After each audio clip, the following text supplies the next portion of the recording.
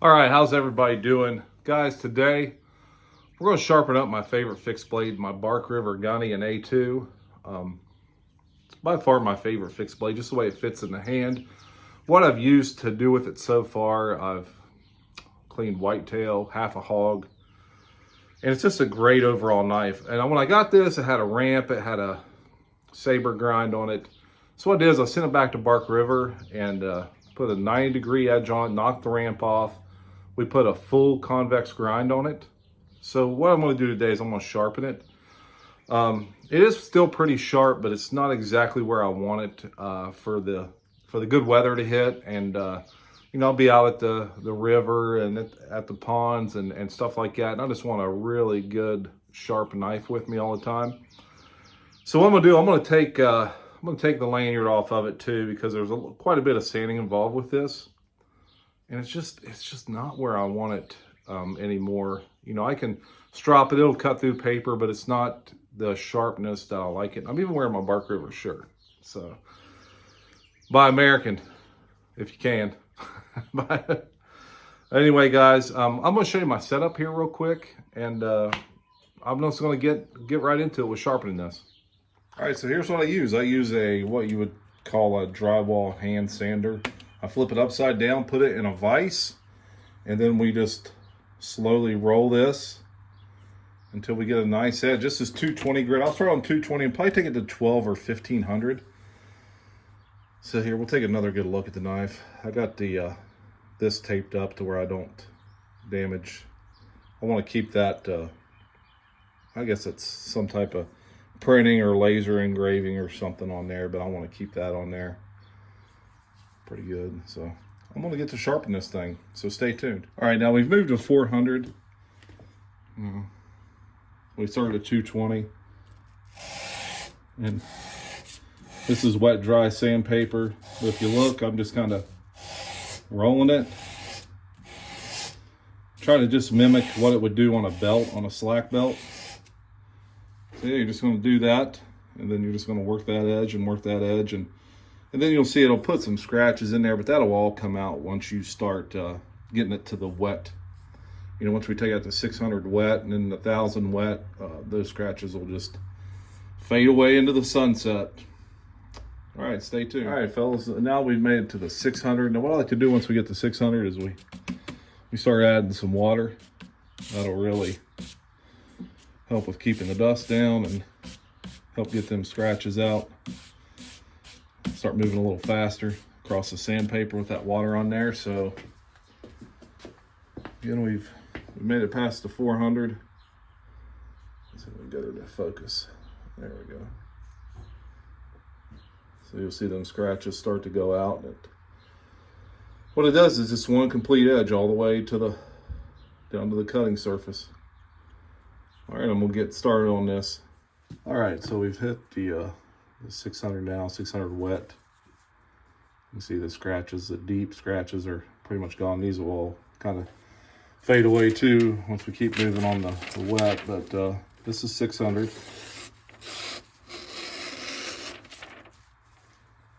So she's getting where we want her.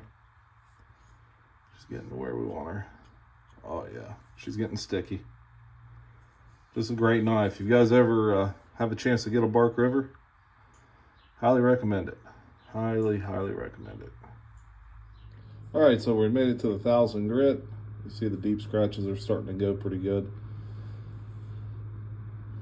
So let's see how she's making out. Oh yeah.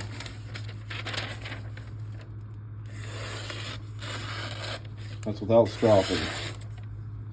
Zero stropping. Just hitting it on the 1000 back and forth. The lights just... Of course, I got my shop light on above my work area here.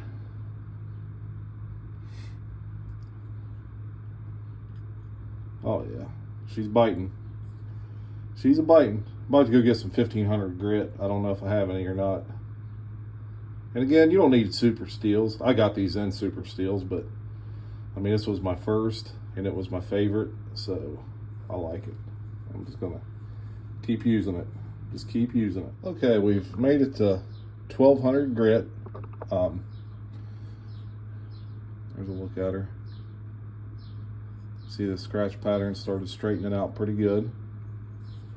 I'm debating on whether or not to take it to 1500 or not. I don't know if I will or not. Let's see how. And this again, no stropping, just that right there alone. See, just racing through the paper. I don't know how well. This is thin paper. This ain't that thick stuff.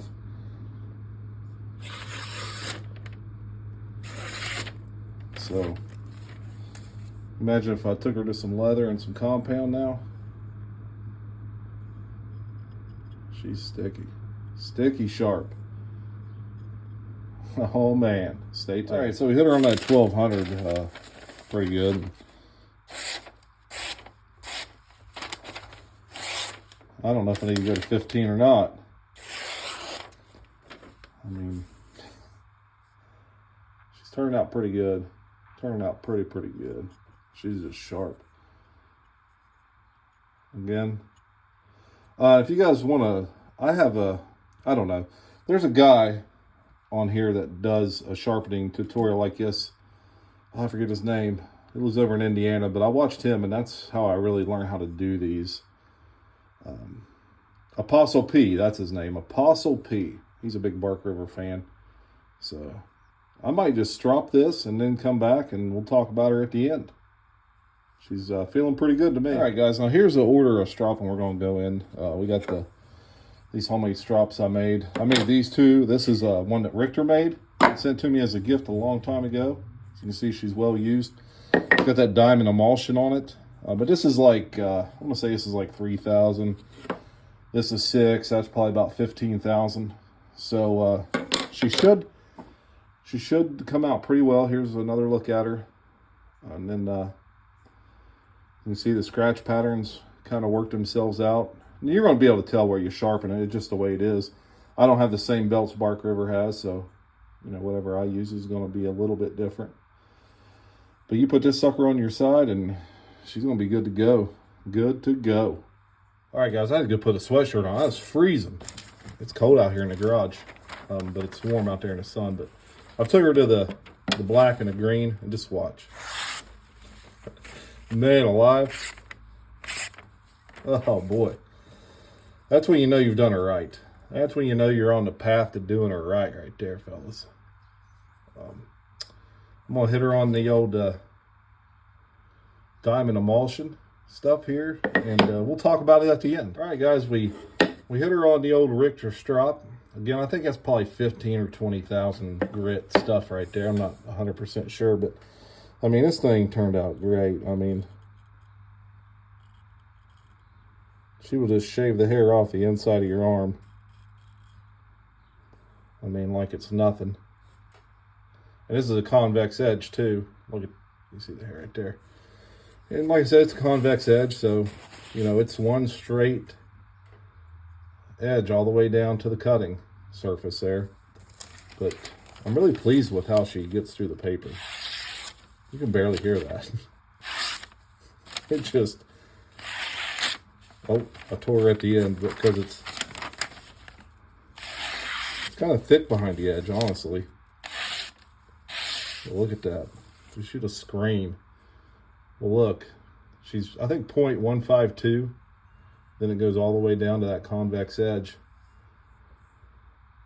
Man, she turned out good. Turned out good. I'm going to hit her a couple more times on that. But, yeah, I mean, I don't know what else the guy could ask for. I mean, a lot of people can't sharpen regular stuff. So, I'm going to close her out. So, hang tight. What time is it? It's a little after 1, and I've done a lot of work today, so I work harder when I'm home than when I'm at work. So hold on tight. We're going to close her out, so just hang with. All right, guys. We've done a pretty good job on this. I'm going to try to, well, here's a sheath, if anyone wants to see the sheath. And this has been treated. I treated this sheath not too long ago, probably 2 weeks ago, with Ken at Last Chance Knives wax that he sends, or that he sells. He's got an Etsy page too. Ordered some other stuff off of him the other day, and he actually sent me an email through Etsy saying, Man, if I knows you, I'd just send it to you, and I'm like, dude, it's no big deal. I'm not going to ask anybody for anything free.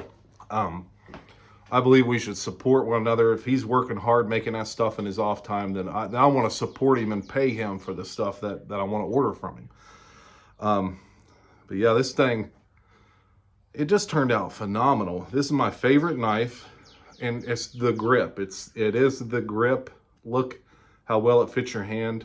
It's not too big. I don't like a big honking fixed blade. You know, usually when I got something like this, I'm usually hiking or out and fishing something of the sort, or butchering a whitetail, or you know, my wife her and our friends will order like half a hog a piece, and they'll bring it home, and we'll make sausage or whatever. And this thing just does quick work of it. I've always been pleased with this knife since day one. And I've got other Bark Rivers and Super Steels, but the heat treat on this one is just phenomenal. This is the first time I've had to sharpen it since I got it back from having it kind of customized by Bark River. And man, I can't be happier with it. Again, if you're interested in something like this knife in A2, you could probably pick one up on eBay or maybe even through DLT if they got one left over for like right at 200 bucks maybe. And this thing will last until your kids are passed away, probably. It's just the way it is. And guys, remember, sharpening knives. I kind of talk about this stuff all the time. You know, I sharpen knives. I sharpen knives for people at work or whatever. The only thing I don't sharpen is stuff with recurve blades in it.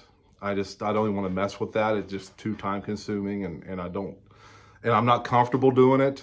I'm just not good at it probably. I probably haven't practiced at it enough, but I believe if you're a knife guy, you got to know how to sharpen a knife. If you're calling yourself a knife guy, you've got to sharpen knives. Guys, you can go back to my first YouTube video, and you're going to see me bringing a marbles expert back to life from the dead. And I did the same thing I'm doing here. I put a convex edge on it. So practice it. Get you some stones. Everyone always asks all the time, Jerry, what's the best stones to use? And I tell them, and then they still don't buy them. So I don't know.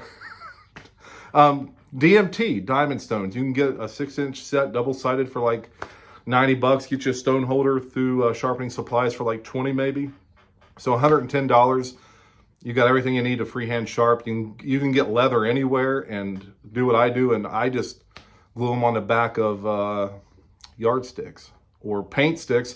J.O. does a great job putting them on paint sticks even. So you don't need all these professional, like this TS Prof back here. You don't need all that. You can go buy you a set of stones, or you can get the Precision Adjust even for like 50 bucks maybe, the original version. Or you can get the one that's got all the goodies in it for maybe 150, I don't know, but practice. I know guys out there just have Arkansas stones, and they'll spend 3 days and have it sharper than this right here. Just because they know what they're doing. They got the time to do it. They practice it. So guys, be a knife guy. Sharpen your blades. All right, I'm out.